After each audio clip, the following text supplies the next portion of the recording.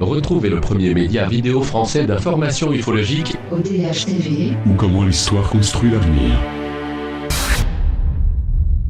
Mesdames, Messieurs, bonjour, bienvenue dans cette nouvelle interview où je reçois donc Yann Vadnet, responsable du Garpan. Bonjour Yann. Bonjour Gilles. Et également Émilie, qui est témoin et qui a vécu des expériences assez particulières. Bonjour Émilie. Bonjour. Donc Yann, peux-tu nous dire quel a été le bilan 2014 au sein du Garpan ? Bonjour au public français et merci Gilles de nous recevoir pour une troisième année afin que le Garpan puisse faire un résumé de ses activités. C'est sûr que présentement on est en août 2015, c'est un petit peu tard pour faire notre résumé de l'année 2014, mais comme tu le sais bien, on a été occupés l'un et l'autre toute l'année. Et puis, bien c'est ça, fait qu'on se rattrape finalement. J'ai réaccepté de passer à ton émission parce que ça m'est très important de pouvoir m'adresser directement au public français. Le Garpan, bien entendu, est un des principaux groupes d'ufologie d'investigation du Canada, et ainsi qu'au Québec. Cependant, puisqu'on s'occupe de la francophonie, nous recevons chaque année une bonne douzaine de cas français. Parmi ceux-ci, j'aimerais vous présenter les meilleurs que nous avons reçus en 2014. Eh bien, je t'en prie, Yann. En ce qui concerne le Québec, je dirais très brièvement, si vous voulez vous renseigner sur l'ensemble de nos activités, visitez notre site www.garpan.ca dans lequel vous trouverez l'ensemble des liens qui redirigent vers notre magasin virtuel shop.garpan.ca.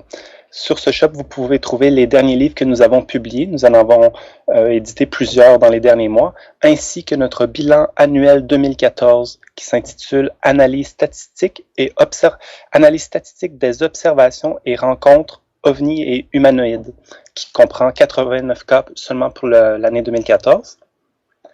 Alors, parmi ceux-ci, le premier que j'aimerais présenter au public français, c'est un cas du 28 août 1995 qui s'est passé dans la ville de Chalabre, dans la région de l'Aude. Alors, c'était vers 23h le soir, un témoin qui a pu apercevoir un grand rectangle de couleur verte fluo avec une genre de croix au milieu. Alors, comme vous pouvez voir sur les images, on voit la carte de la région, comment l'OVNI s'est déplacé par rapport au témoin, à savoir à très grande vitesse, du sud vers le nord, en échappant une longue flambée de lumière jaune derrière ce rectangle fluorescent vert. Et puis, ce qui rend l'observation encore plus spéciale, c'est la façon dont se déplaçait l'objet, à savoir à très grande vitesse. Il a pu traverser l'ensemble de l'horizon environ en 4-5 secondes, et puis sa trajectoire était en zigzag. Donc merci d'avoir recueilli ce témoignage finalement. Oui, bien sûr, je n'ai pas pu encore rencontrer le témoin étant en France, mais peut-être que ça pourrait s'organiser avec certains enquêteurs. Alors je lance la demande. Nous avons quand même 2 collaborateurs en France. S'il y a d'autres gens qui seraient intéressés à collaborer avec nous, ça serait une façon que vous puissiez recevoir certains cas qui n'ont pas été répertoriés au groupe français. Alors, un cas qu'on avait déjà publié en partie sur notre site, c'est le fameux cas de Merseuil, à savoir un grand triangle observé dans la région de Côte-d'Or en juillet 96. Ça nous a été rapporté par le témoin Anthony Guillet. Alors, en ce cas-ci, le témoin voulait absolument être reconnu, dans le sens qu'il avait déjà reporté auparavant son observation au GEPAN. Et comme c'était en 2010-2011, le GEPAN, comme bien souvent hélas, avait simplement rejeté son observation comme quoi c'était supposément trop vieux. Or, en ce cas-ci, c'est excessivement intéressant, puisque les témoins sont toujours vivants, bien entendu. Ils étaient jeunes adultes à l'époque, mais ça regroupe quand même 3 groupes de témoins qui ont observé ce gigantesque triangle. C'est sûr que c'est surtout les 3 pointes, à savoir les 3 lumières bleues aux pointes qui ont été bien visibles d'abord, mais il y avait quand même 6 témoins, et à un moment donné, lorsque se déplaçant d'un groupe de témoins à l'autre, l'OVNI s'est stationné très près du groupe de 4 témoins, et ceux-ci ont été en paralysie effective et physique durant plus qu'une minute, si je me rappelle bien. C'est sûr que c'est plus qu'une minute. Et puis, les témoins se rappellent bien avoir la tête vers le ciel, la bouche ouverte et ne pouvant pas bouger jusqu'à temps que l'OVNI finalement décolle à toute allure, en laissant derrière lui une traînée de lumière orange. Alors, observation assez spéciale d'un grand triangle, mais en ce cas-ci, c'est le nombre de témoins, la qualité du travail d'investigation qui a été fait auprès des témoins, à savoir, ils nous ont fait des bons dessins, ils nous ont tout envoyé l'information que nous demandions. Et puis, si je vous en parle, c'est que effectivement, un enquêteur connu de France, qui ne veut pas être mentionné cependant pour ce cas-ci, a pu rencontrer le témoin dans les derniers mois et valider le travail que le Garpan avait fait à distance. Alors, évidemment, nous allons relancer éventuellement le GEPAN, étant donné que nous avons fait en quelque sorte le travail à leur place. Néanmoins, c'est un excessivement bon cas français. Vous pouvez le trouver sur notre site garpan.ca en intégralité, à savoir l'ensemble du travail que nous avions fait, l'interview toute réécrite et de nombreux dessins. Des observations de triangles ou de 3 points lumineux bleus, comme ça a été dans le témoignage d'Anthony Guillet, c'est rare. Les lumières sont plus souvent orangées, blanches, avec un petit point lumineux rouge au milieu, mais de couleur bleue, c'est vraiment rare. En effet, c'est très rare. En ce cas-ci, je respécifie, on ne voyait pas vraiment la forme, mais les 3 lumières étaient équidistantes et équilatérales. Et c'est aussi la seconde caractéristique, c'est le sillage laissé par l'OVNI lorsqu'il a décollé à tout à l'heure, un genre de triangle vu du point de vue des témoins, orangé, jaunâtre. Et puis à un moment aussi, c'était le moment où le triangle est reparti dans une autre direction que celle qu'il était arrivé. Il est reparti à 90 degrés vers la gauche. Et est-ce que tu aurais un dernier cas nous partager, ou même 2 autres? Oui, bien sûr. Un cas spécial, on va le dire comme ça, parce qu'on ne peut pas vraiment... Comme tu sais toi-même, Gilles, en ufologie, il y a certains cas qui ont un certain potentiel. Alors, il y a certaines choses qui restent à titre de curiosité, certains cas qui sont beaucoup plus solides.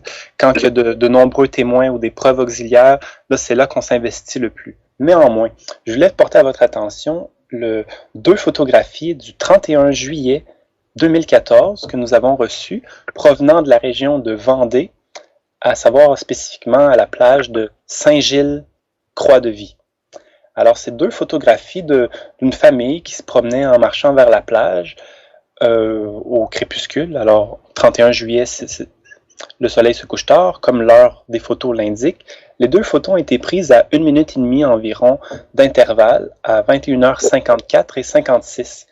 Et puis, comme vous pouvez le voir, cher public, d'une photo à l'autre, on peut voir à l'horizon une lumière dans le ciel. Mais c'est pas simplement une lumière, c'est sûr, elle a une certaine forme caractéristique, mais elle a une petite trajectoire foncée, grise, derrière. Et alors, ça reste inidentifié, on ne sait pas trop ce que c'est. Je spécifie quand même que on n'est pas vraiment porté à croire que c'est le simple reflet d'un avion, parce qu'on voit bien que le soleil est couché derrière l'horizon, alors que, absolument, quand c'est un avion illuminé par le soleil, on peut encore le voir. Mais en ce cas-ci, la principale énigme, alors je lance le défi au public, si quelqu'un peut le résoudre, c'est peut-être simplement une énigme photographique. Néanmoins, d'une photo à l'autre, on voit bien qu'il y a une trajectoire qui accompagne l'objet lumineux, mais d'une photo à l'autre, la trajectoire, elle n'est plus du tout du même sens. Comme si durant la 1 minute et demie de temps entre les 2 clichés, l'OVNI s'était déplacé grandement à l'horizon et puis était revenu sur lui-même. Tout ça sans que les témoins n'aient rien aperçu. C'est simplement des anomalies photographiques revues par la suite au visionnement des photos. Je vais en profiter pour parler d'un autre cas français qu'on a reçu. Je voulais pas trop en parler parce que c'est arrivé à une de nos collègues en France. Nous avons même fait une vidéo que vous pouvez trouver sur notre chaîne YouTube Garpan Ufologie. Je vais simplement donner quelques détails sans rentrer dans le cas, mais c'était une fille et sa mère qui ont vu vers 1h du matin, à la fin des années 90, une petite soucoupe d'environ 1,5 pied qui est venue les espionner à leur fenêtre. Et ce n'était pas simplement quelque chose, je sais pas, un vilain tour des voisins. Ils ont clairement vu la petite soucoupe qui a changé complètement de forme devant leurs yeux à plusieurs reprises. et puis qui se sentait aussi observée par les témoins. Alors la petite secoupe s'est comme cachée derrière le mur, elle est revenue devant la fenêtre, et puis bien sûr il y avait une grande émotivité de la part des témoins. Ensuite la petite secoupe s'est éloignée comme pour aller vers le ciel. À ce moment-là, les deux témoins ont monté au second étage très rapidement pour regarder vers la fenêtre qui donnait vers ce côté-là de l'horizon. Et ils ont pu voir que cette soucoupe, qui était devenue une petite lumière, a rejoint une autre lumière qui attendait dans le ciel. Alors, si vous voulez tous les détails, vous pouvez voir de nombreux dessins de la reconstitution de ce cas sur notre site, garpan.ca, ou encore sur notre chaîne YouTube. Une petite soucoupe, là, en parlant de tu mentionnes ton cas, ça m'a rappelé un cas qui s'est déroulé à Nancy, pareil, une petite soucoupe qui était venue avec des petites entités à l'intérieur. Ah oui. Un peu comme des Lilliputiens, si tu as déjà vu les voyages de Gulliver. Oui, mais je connaissais pas qu'il y avait des cas ufologiques comme ça, par contre. Et puis, bien, finalement, le cœur de notre interview, c'est la prochaine témoin que nous avons invité à être parmi nous. C'est sans aucun doute un des meilleurs cas que nous avons reçus cette année en 2015. On va en parler dans cette émission-ci parce que ça s'est passé durant l'automne 2014 et surtout à la fin novembre. Je vais laisser la parole à la témoin dans quelques instants. Gilles, tu auras l'opportunité de la questionner comme bon te semble. Je vais quand même juste résumer un petit peu le travail que nous avons fait avec elle jusqu'à maintenant pour ensuite mieux lui laisser la parole. Alors, la témoin, qui s'appelle Émilie, nous a d'abord contactés en début d'année. Et puis, rapidement, j'ai bien pu voir qu'elle était sincère, qu'elle avait vécu quelque chose d'assez spécial, à savoir un enlèvement dont elle se rappelle très bien ce qui s'est passé.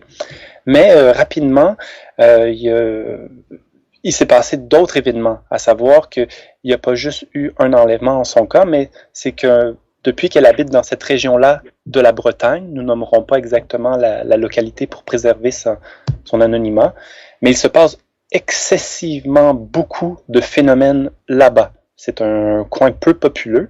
Et puis, alors la témoin ainsi que quelques-unes de ses amies ont pu voir à plusieurs reprises divers types d'ovnis. Elles ont pu les filmer. Et puis, finalement, il y a surtout un événement en particulier qui est cet enlèvement dont nous allons parler, qui s'est produit à la fin novembre 2014.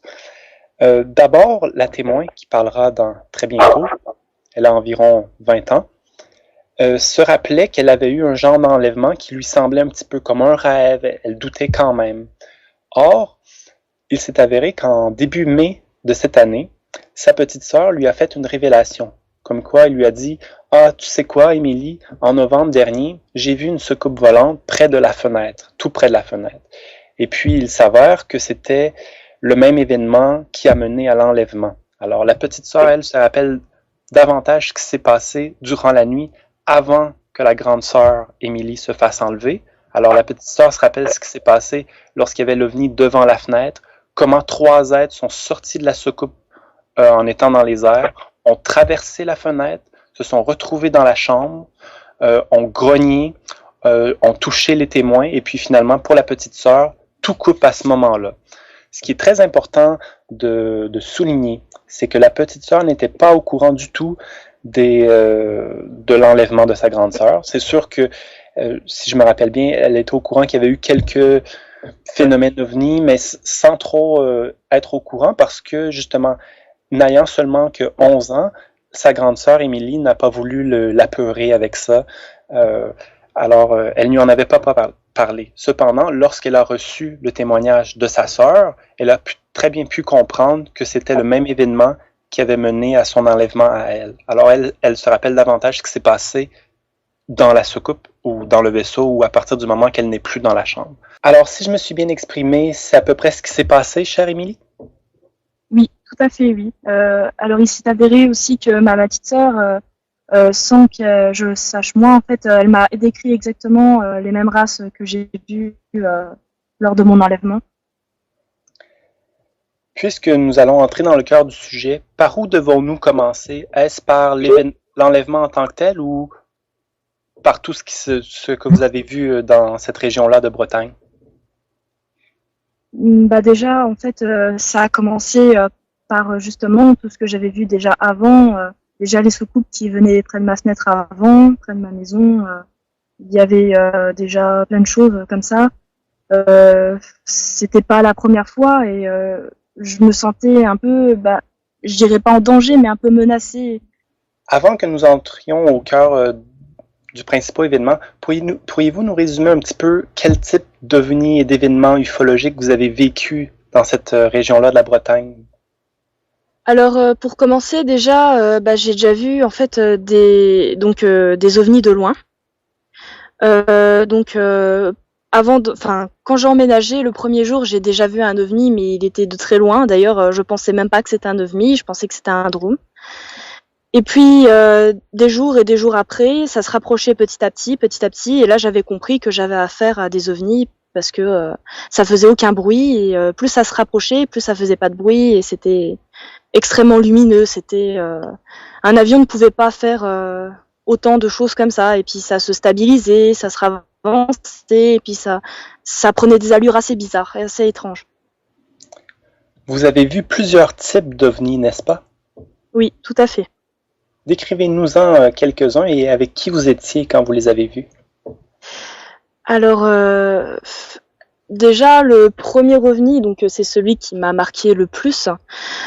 C'était celui qui s'est rapproché tout près de ma fenêtre. Il était environ à 5 mètres de ma fenêtre un soir quand je regardais une série avec ma petite sœur, toujours.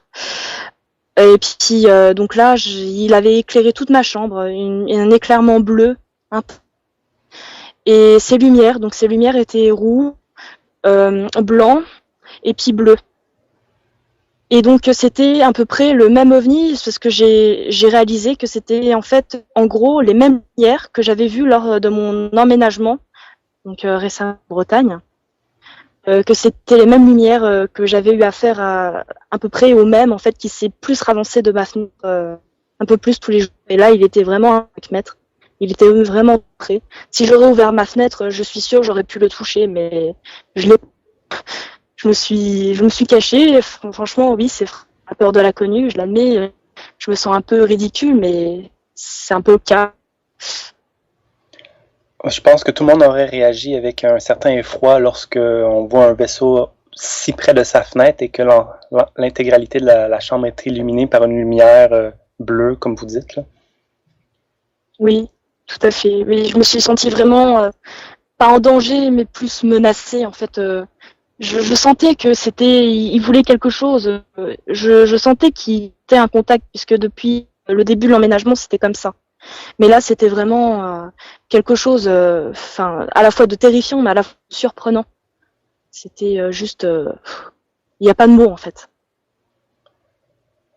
Vous avez vu aussi d'autres ovnis, entre autres un triangle, mais à certains moments, vous avez Oui. vu des ovnis, vous les avez filmés, n'est-ce pas?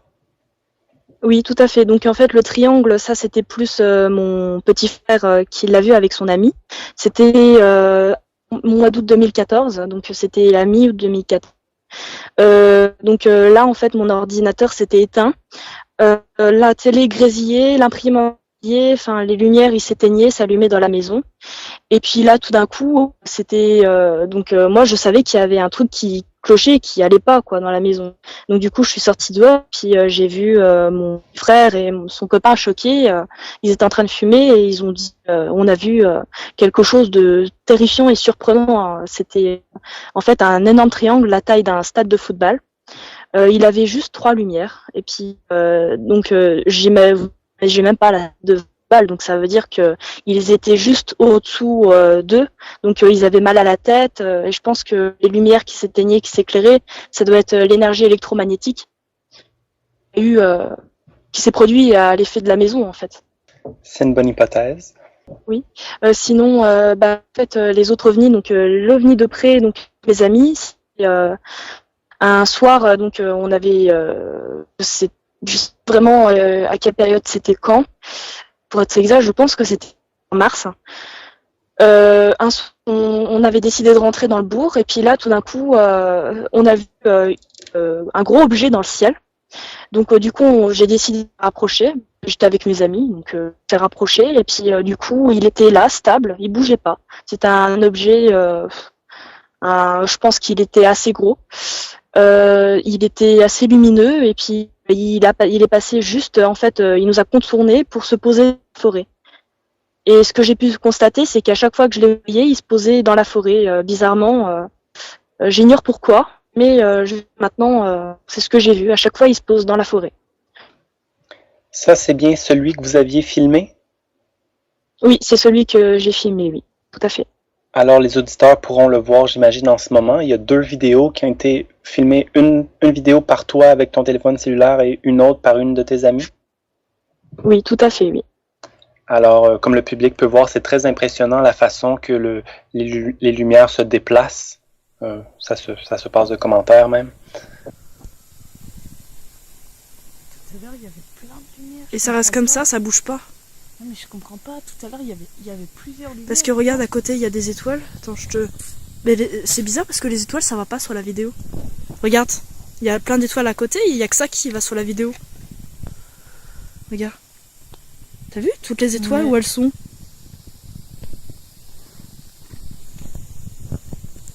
Regarde, c'est rempli d'étoiles, il y a que ça.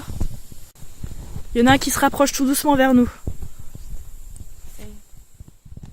Oui, c'est vrai que le jour-là, mes amies, en plus, elles ont eu d'OVNI alors que ça faisait très longtemps qu'elles habitaient dans la région. Et il suffit qu'elles viennent me voir un soir et puis pouf, le monde change, entre guillemets, pour ironiser la chose. La radio s'est éteinte, les filles. Elle s'est éteinte et là le truc il bouge. Je sais parce que... Oh, il se rapproche. Moi je le vois. Ouais, il se rapproche.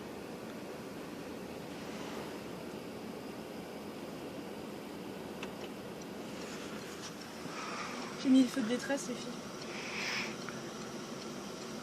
Oh non. Il se rapproche. Il se rapproche, oui, parce que là, je fais que bouger. Mais non, c'est un... C'est pas un avion, ça. C'est pas un avion, les filles. Oh, vache. Je le vois plus. Ah, si. Puisqu'il y a autant d'événements dans le même petit patelin, si je peux appeler ainsi votre localité, dans le sens que c'est très peu populeux, oui. Et que vous avez vu tant de choses en l'espace de quelques mois, est-ce qu'il y a d'autres témoins qui ont mentionné avoir vu des phénomènes anormaux? Oui, en fait, dans mon petit patelin, comme on peut dire, effectivement, il y a des gens qui ont vu de temps en temps des choses étranges dans le ciel, mais ça allait pas jusqu'à les enlèvements, l'harcèlement, l'harcèlement, si on peut appeler ça comme ça. Dans votre cas, c'est quasiment le cas parce qu'il semble vraiment y avoir un certain rapport entre vous, les témoins, et le phénomène. J'insiste sur 2 aspects. D'abord, sur le fait que les lumières, vous les avez d'abord vues de loin et ensuite de plus en plus près. En second lieu, que votre enlèvement a été précédé par cet OVNI qui était venu une première fois à votre fenêtre et qui avait tout éclairé la chambre. Alors, on voit qu'il y a comme un modus operandi auprès de vous. Et tout comme quand vous dites, quand on les repère et qu'on commence à parler des ovnis, moi avec mes amis, c'est comme si l'ovni va se poser. Alors c'est assez étrange cette relation-là. Oui, en effet, oui, c'est d'habitude les autres abductés voient directement l'ovni, hop, et puis ils enlèvent et puis basta. Alors que moi, ça s'est fait progressivement, petit à petit. Alors, chère Émilie, avant que vous nous racontiez votre enlèvement, je crois qu'il serait préférable de commencer par l'histoire de votre sœur, comment elle vous a raconté 5 mois et demi plus tard qu'elle-même se rappelait un événement qui était le même que le vôtre. Oui, tout à fait, oui. À vrai dire, en fait, par un soir comme ça, elle m'a dit, tu sais, Émilie, il faut que je te révèle quelque chose. Donc, du coup, il y a quelque chose qui me trottine dans la tête. Et du coup, je lui ai dit, oui, vas-y. Elle me fait, oui, mais peut-être que c'est un rêve, je sais pas. Et du coup, elle m'a parlé donc, du fin novembre 2014. Donc, elle a vu une soucoupe se poser. Et puis, elle a vu des êtres sortir. Donc, 3 êtres. 3 ou 4, je sais plus. Ils étaient derrière la fenêtre. Ils étaient en train de regarder dans la chambre. Et là, ils ont vu, donc ils nous ont vus. Et puis, du coup, moi, j'étais en train de dormir. Et puis, ma petite sœur, elle les a vus. Et puis, ils sont rentrés. Ils ont traversé la fenêtre, comme ça. Et du coup, elle a entendu leurs cris, leurs grognements. Et du coup, même d'ailleurs inimitable, leurs grognements ou leurs cris.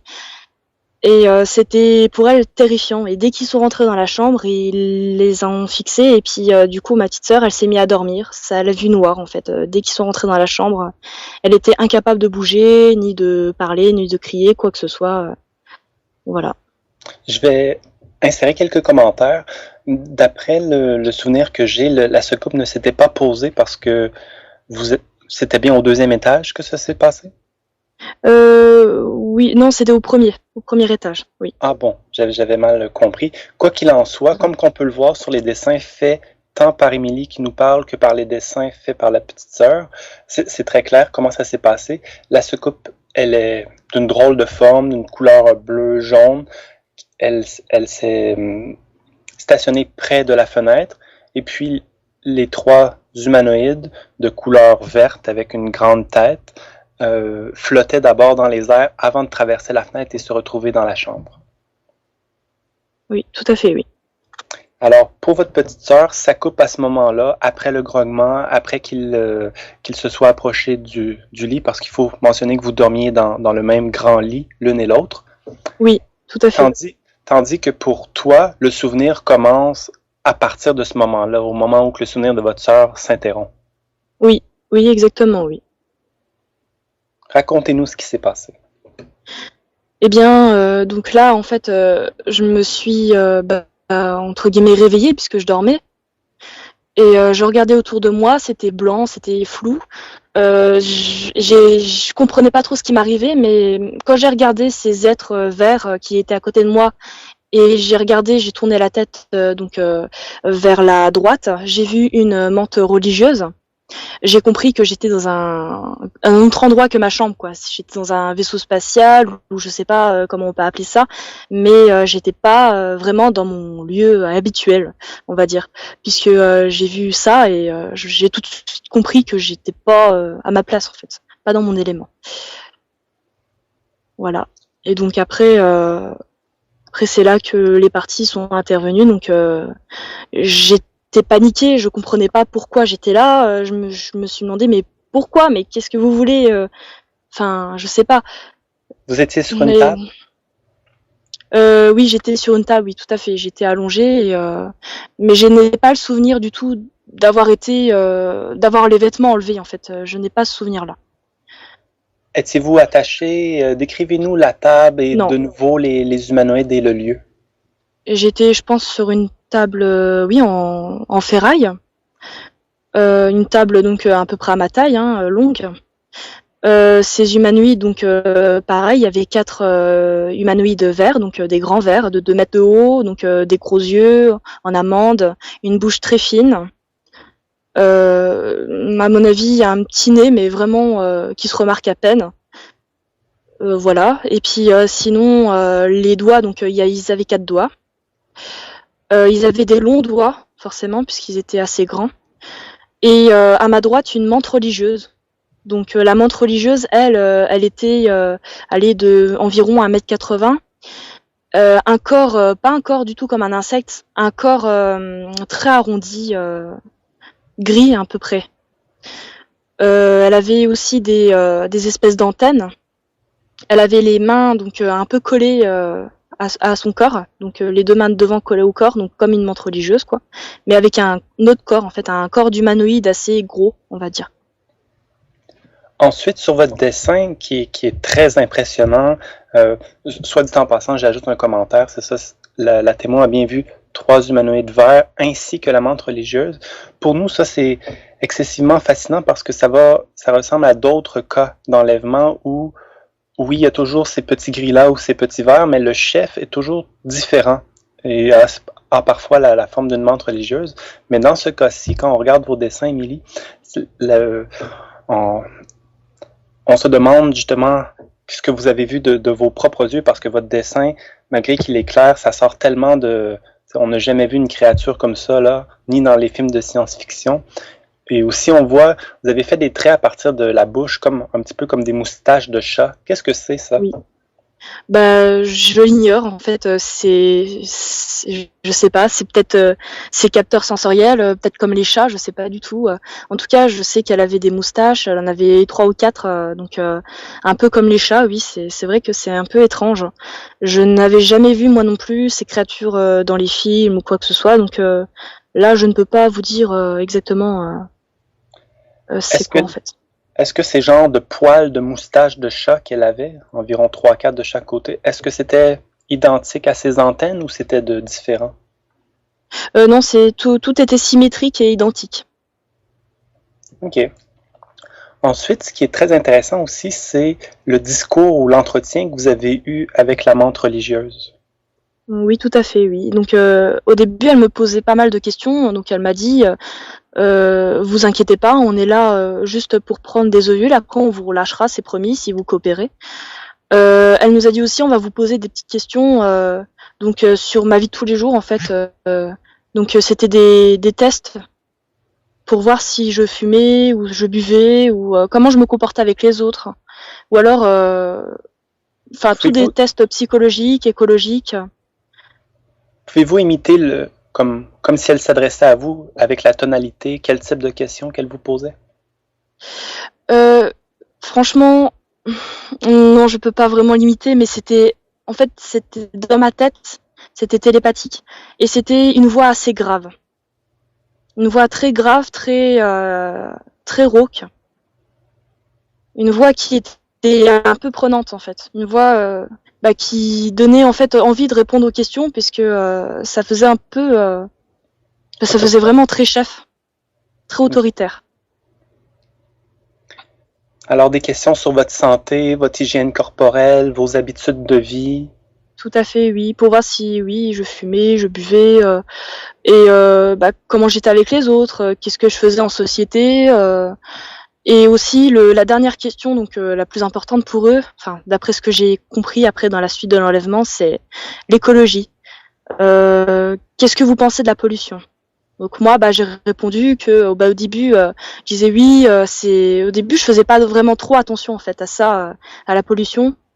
Je leur ai répondu que de toute façon c'était des gens qui faisaient payer juste des taxes, c'est tout, et qui profitaient du système en fait, entre guillemets. Enfin, j'ai répondu le plus honnêtement possible, puisque de toute façon je savais que ils voyaient si je mentais ou pas. Donc alors du coup ils se sont mis à s'énerver.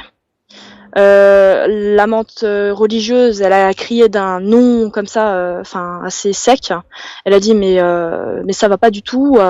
Elle a dit allez, je vais vous montrer quelque chose et vous allez changer d'avis. Et du coup, ils m'ont montré un grand diaporama en fait. Le diaporama, il est sorti nulle part. Je sais pas du tout. Au début, il y était pas dans la pièce. Et du coup, il y a un des verres qui m'a tenu la tête pour m'orienter vers le diaporama, parce qu'au début, je voulais pas le regarder. Comme qu'on voit bien sur le dessin. Oui, ouais. Parce que j'ignorais ce que la diapo allait me montrer, mais je savais que c'était rien de voilà quoi, bisounours entre guillemets. C'était plus quelque chose de terrifiant sur le diaporama. Ce qu'ils m'ont montré, c'était en fait une terre rouge, un peu comme Mars. Mais sauf qu'elle était ou rouge, orange. En fait, le ciel était rouge, le sol était orange. Il y avait des boules de poussière, comme le désert. Mais par contre, je savais que c'était la Terre, parce que je voyais toutes les anciennes habitations, les buildings, les gratte-ciel, tout inhabité. Il y avait aucune trace d'eau sur la Terre, sur la planète Terre, aucune trace.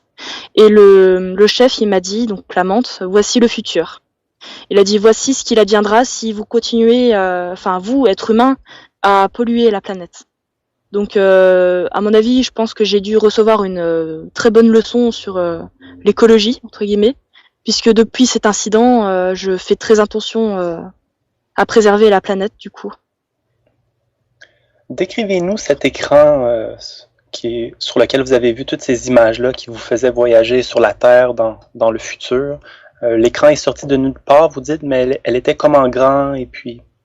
Il était énorme en fait l'écran, et bizarrement vu que je suis donc j'ai des problèmes de vue, l'écran était adapté à ma vue.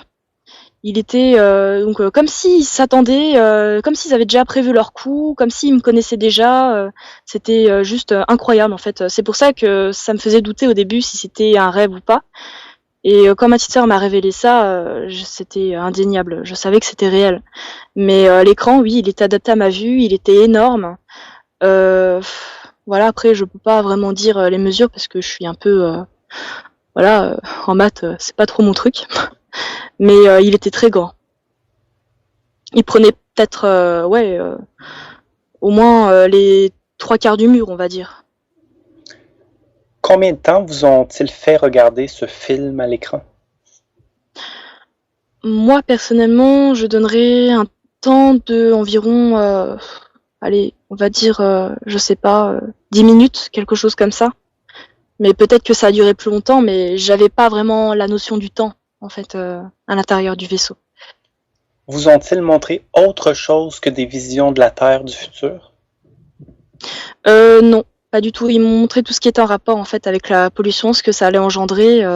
Donc il y avait les boules de poussière qui veulent dinguer partout, aucune trace d'habitation, aucune trace d'humain, rien du tout. Sur le sable, tout était sec, aucune trace de pas, aucun animal vivant. Comment vous êtes-vous senti en voyant ce film et qu'est-ce s'est-il passé par après? Bah déjà, je me suis sentie vraiment triste en fait d'être un humain en fait. J'ai ressenti ce sentiment d'être triste d'être humain en fait. Triste d'avoir, enfin je me suis sentie coupable en fait au début d'avoir un peu entre guillemets comme tout le monde à peu près tout le monde l'a fait étant petit, maltraiter un peu la terre au début puisqu'on n'a pas la notion de mal. Je me suis sentie triste, coupable et vraiment très empathique envers eux quoi. Je me suis sentie comme si c'était un devoir que j'avais de protéger cette terre en fait. C'est comme si il m'avait fait entre guillemets un lavage de cerveau et que du coup maintenant je me sens complètement différente à ce que je pensais avant. Comme ça en un rien de temps, en 5 minutes, c'est vraiment aucun mot. Bon, puisque vous le mentionnez dès maintenant, je vais poursuivre sur cette lignée-là. Mais en effet, puisque je vous ai accompagné durant plusieurs mois, c'est ce qui fait la crédibilité de notre enquête, mais j'ai pu vous suivre dans votre cheminement psychologique. Et puis, en effet, depuis novembre dernier, vous avez des nouveaux goûts, des nouveaux talents, des nouveaux intérêts, n'est-ce pas? Oui, tout à fait, oui. À quel point cela a changé votre vie et puis aussi terminer l'histoire, comment ça s'est dénoué suite au film?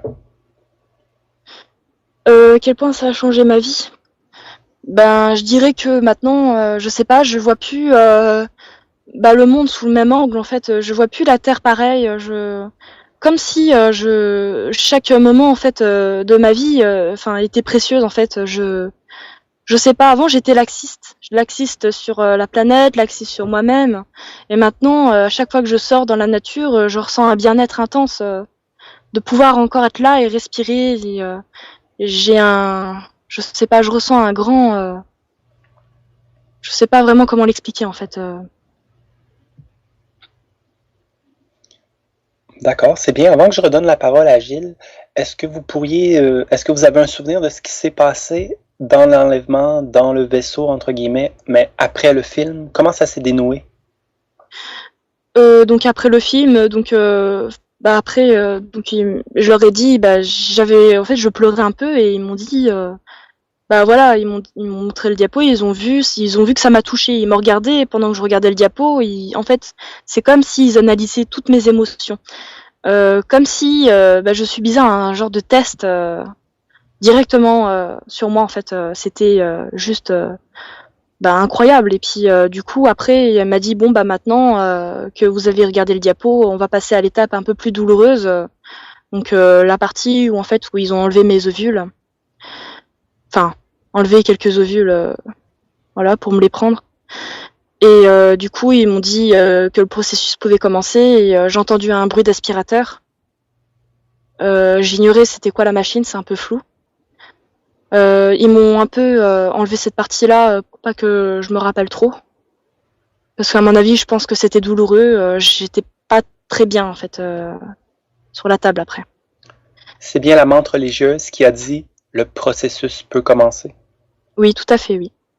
Et donc quand ils m'ont fait ça après, donc après j'étais pas bien, et ils me regardaient toujours. Est-ce que vous avez pensé à faire des veillées? Pas forcément quand vous observez des choses, mais à faire des veillées avec vos amis ou même avec d'autres personnes pour qu'ils constatent eux-mêmes les différentes observations que vous pouvez voir. Oui, en effet, j'ai déjà pensé à ça puisque il y en a qui sont sceptiques sur le sujet et parfois je leur dis bah venez, je vous emmène et puis vous voyez par vous-même. Et du coup, certains le voient et pas d'autres. C'est assez particulier. Ils se montrent à certaines personnes et pas à d'autres. Je ne saurais comment dire pourquoi, ni je ne sais pas, mais j'en ai plusieurs de mes amis et je sais que il y en a qui sont témoins de choses et puis d'autres, il y a rien qui se passe en une soirée. C'est euh, c'est quelque chose d'inexplicable. Pourquoi ils choisissent certaines personnes de se montrer et pas à d'autres, ça je ne sais pas. Est-ce que vous avez eu aussi à leur poser des questions sur le pourquoi ils enlèvent des gens, pourquoi ils font tout ça finalement? En fait, quand ils m'ont montré donc la Terre, donc la planète et tout, j'ai compris en fait pourquoi ils ont fait ça, parce que j'ai compris que l'homme était destructeur, il détruisait la Terre et donc en fait il veut éviter le massacre, il veut éviter toute autre catastrophe. C'est en créant des nouvelles races, des hybrides, qui veulent sauver la planète en fait. Donc grâce à une nouvelle race hybride, la planète ne sera plus en danger d'après ce qu'ils disent. Et ils veulent tout faire pour éviter ça parce que ils veulent pas perdre entre guillemets la Terre en fait. Ils veulent entre guillemets sauver la Terre. Donc voilà, c'est à peu près pour ça qu'ils enlèvent les êtres humains. Après, il y a aussi quelque chose d'autre. Après aussi, ils peuvent nous confier d'autres missions à nous. Ils peuvent faire en sorte qu'on continue à protéger la Terre, même en tant qu'être humain. Ils peuvent faire en sorte que justement on éveille les autres autant spirituellement parlant que la conscience en fait de l'éveil des hommes. Ils trouvent ça très important. Donc notre mission consiste à ça, oui, effectivement, à éveiller la conscience des autres aussi. Et enfin, j'ai une dernière question. Pourquoi avoir choisi de confier votre témoignage au Garpan? Parce que le Garpan, c'est quand même au Canada, c'est au Québec. Euh, pour- Pourquoi avoir choisi le Garpan et pas une autre entité d'enquête en France? Tout simplement parce que déjà ma famille n'est pas au courant puisque pour l'entourage c'est dur à porter cet événement. Si ma famille est au courant, ils vont me prendre un peu pour une folle. Donc du coup voilà pourquoi j'ai fait ça, et tout simplement pour pas qu'il y ait d'enquête sur le terrain. Donc ça leur évite de m'expliquer en fait, pas que que je me retrouve enfermée entre guillemets. C'est quelque chose de très dur à porter, c'est un peu un fardeau quelque part. Et voilà, ça fait du bien d'extraire ce fardeau, donc d'en parler, mais à une source où je saurais qu'il y aurait personne qui enquêtera chez moi ou sur mon terrain, entre guillemets. Et sinon, une autre question, peut-être que Yann aussi pourrait y répondre. Que souhaitez-vous dire aux autres témoins qui vivent à peu près les mêmes choses qu'Émilie, mais qui ne veulent pas en parler par peur, comme Émilie, que leurs parents ou leurs amis ou leur entourage les traitent de fous? Donc après, moi, ce que j'ai accepté de parler en fait, c'est parce que tout simplement, c'est pour justement aider les personnes comme moi entre guillemets, perdues et en difficulté. Et quelque part, on se sent seul, mais je sais que j'essaye en fait de les rassurer en se disant que non, vous n'êtes pas seul et vous n'êtes pas folle et vous n'êtes pas fou. C'est tout simplement quelque chose qui se produira encore, et je sais que comme vous dites en France, donc vous dites qu'on est très peu à subir des cas comme ça, alors que en fait, je pense qu'on est beaucoup, mais tout simplement que les gens choisissent de se taire tout simplement par peur d'être prise pour un fou, une folle, et en fait, je pense qu'il y a toute notre vie, je pense qu'on sera comme ça, qu'on subira ces choses, mais c'est quelque part, ça peut être un mal pour un bien, puisque dans tous les cas, ils m'ont fait comprendre qu'ils étaient pas méchants et qu'ils étaient là uniquement pour notre bien. Donc voilà, je pense que même si on a peur, même si on craint, même si on se sent dans la sécurité, quelque part, ça fait du bien de se sentir, de savoir qu'on peut se sentir protégé entre guillemets. Et puis ça permet de se sentir rassuré aussi, que d'autres veillent sur nous et qu'on n'est pas seul. Avec ces commentaires d'Émilie, on peut comprendre beaucoup de choses, à la fois sur la psychologie des témoins, mais vous voyez, en ce cas-ci, ça m'était très important qu'on puisse l'entendre de vive voix et non simplement les dessins et la retranscription.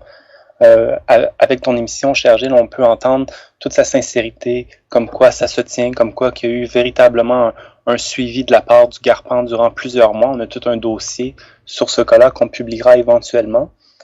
Mais aussi, ce qui a suscité qui a porté notre intérêt, outre la sincérité du témoin et les autres événements qu'elle nous a fait part, c'est que son événement principal avec l'enlèvement, le rapport qu'elle a eu avec les entités, ce qu'ils lui ont fait, ce qu'ils lui ont montré, ressemble à beaucoup d'autres cas d'enlèvement. Et c'est ce comparatisme qui est important parce que ça montre la réalité du phénomène. Lorsqu'on a des témoins de différents continents, de différentes époques, qui racontent quelque chose de semblable, notamment, certains vont plus avoir remarqué le fait qu'elle disait qu'elle s'était fait enlever des ovules. Pour ma part, c'est surtout l'événement du visionnement sur grand écran.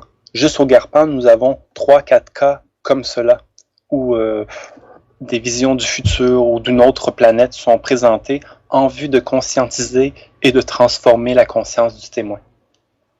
Moi, personnellement, je n'ai plus de questions et je trouve que la dernière phrase d'Émilie est super pour conclure, la tienne aussi. Donc, si éventuellement vous avez autre chose à rajouter avant que je conclue l'interview. Oui, sur un petit point aussi un peu important. Il se trouve que je possède des dons. Donc, j'ai le don de magnétisme. Et ça, il l'avait vu, il l'avait compris. Et donc, en guise de remerciement, ils m'ont proposé de me rajouter un don ou un pouvoir qui pourrait, par exemple, m'apporter aussi quelque chose, ou aider quelqu'un ou des gens. Et donc, moi, j'ai dit non, j'ai tout ce qu'il faut, puisque j'ai déjà le don de magnétiseur. Et donc, après, ils m'ont répondu est-ce que on peut vous rajouter quelque chose quand même ou donc j'ai dit oui, entre guillemets, pour en finir, j'ai dit oui, rajoutez-moi, par exemple, la télékinésie pour soulever des objets. Et donc ils m'ont dit oui, mais ça vous l'avez déjà en vous, il suffit de vous entraîner. Ils m'ont fait part aussi d'une révélation. Ils m'ont dit ce qu'on va faire, c'est qu'on va améliorer le ou les dons que vous avez déjà en vous. Et moi je les ai regardés, je fais non, puisque de toute façon j'ai que le don de magnétisme, donc ça peut pas être les dons. Ils se sont regardés et l'air dire oui, tu verras plus tard quoi. Et en effet, oui, j'ai vu plus tard que je possédais bien plus que le don de magnétisme.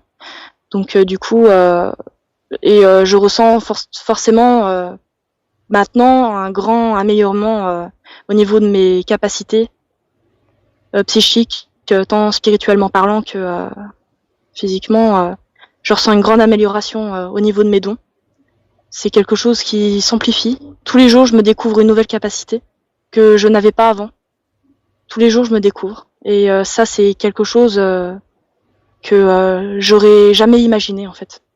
Eh bien, merci Émilie. Et toi, Yann, est-ce que tu aurais une dernière chose à rajouter ? Bien, certes, je suis absolument ravi d'avoir eu cette opportunité de présenter quelques cas français et surtout le témoignage d'Émilie. Ça m'était très important. Pour les auditeurs qui ont aimé cette émission, n'hésitez pas à visiter garpan.ca, notre chaîne YouTube, ainsi que notre magasin virtuel où nous avons publié une demi-douzaine de livres depuis l'année passée, allant sur l'ufologie en général ou des cas d'investigation en particulier. Je rappelle, c'est notre seule façon de nous financer dans nos nombreuses activités. Alors, ça serait un plaisir d'avoir vos encouragements. Eh bien, je vous remercie à vous deux d'être intervenus. Donc, Yann, merci encore. Donc, je te retrouve l'année prochaine pour le bilan 2015. C'est sûr et certain. Voilà. Et puis, Émilie, au plaisir de vous revoir dans nos émissions. D'accord, il n'y a pas de souci. Merci à vous surtout d'avoir accepté de faire une émission. Bah, merci à vous surtout d'avoir eu le courage de témoigner dans une émission, parce que c'est dur aussi. Oui, ça c'est vrai que c'est dur, mais si ça peut aider les autres personnes à comprendre, ils méritent de savoir la vérité. Voilà. D'accord, bah, je vous souhaite, à toi Yann, je te souhaite de bonnes enquêtes à l'avenir, et puis bah, pour Émilie, de bonnes futures observations. Oui, on peut dire ça comme ça, merci. Merci bien.